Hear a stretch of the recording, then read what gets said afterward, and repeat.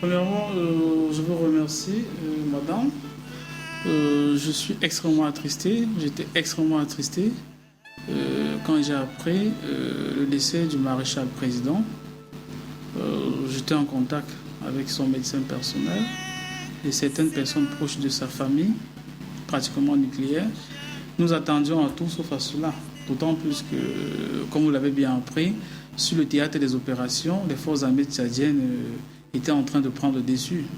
Donc, et même si une personne devait être atteinte, ce qui est su dans un premier temps, cela ne devait pas être le maréchal président, non seulement à cause de son expérience de combat en tant que soldat, mais aussi,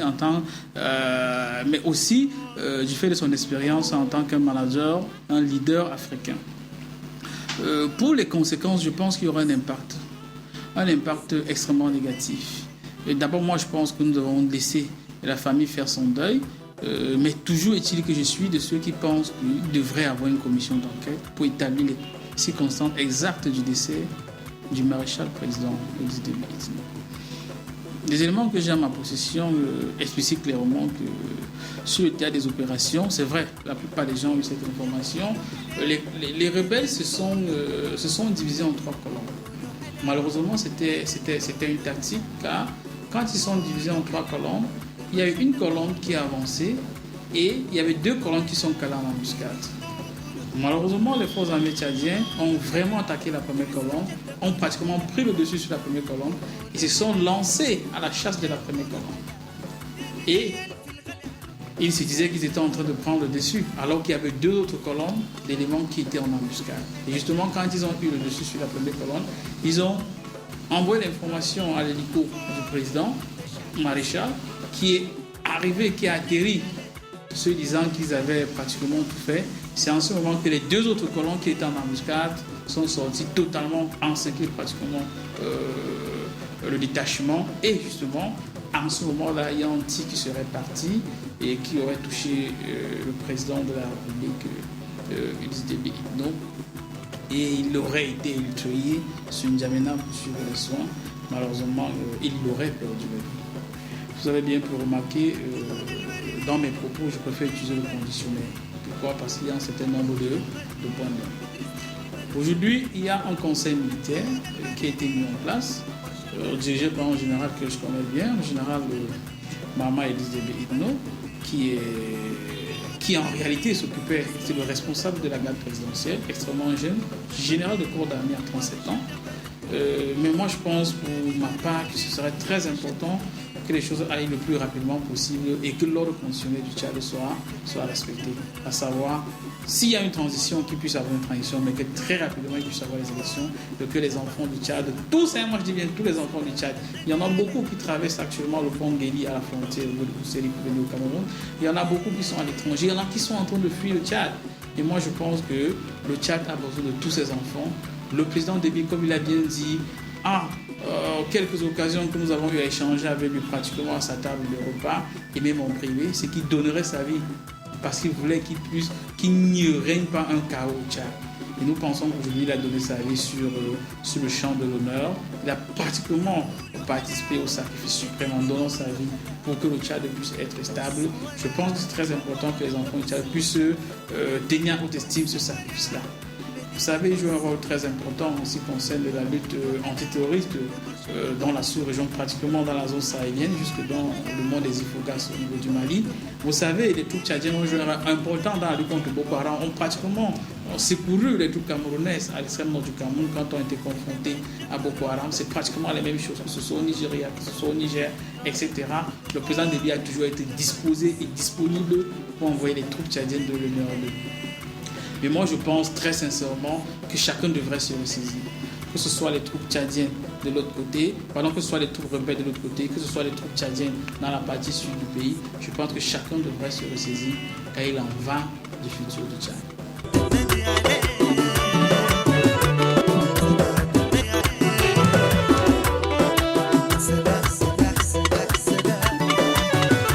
Vous savez, je n'aime pas beaucoup me lancer dans des supputations quand je n'ai pas tous les éléments inhérents à une situation.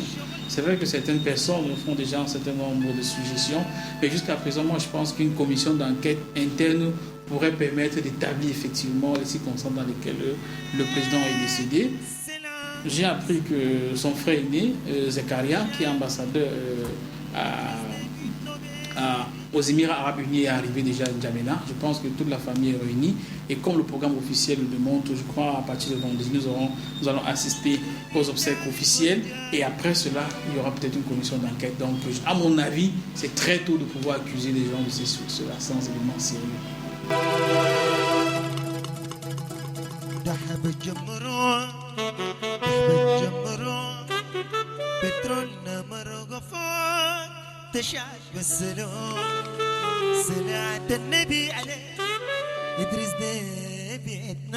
Très sincèrement, c'est très tôt pour pouvoir arriver à cette conclusion-là.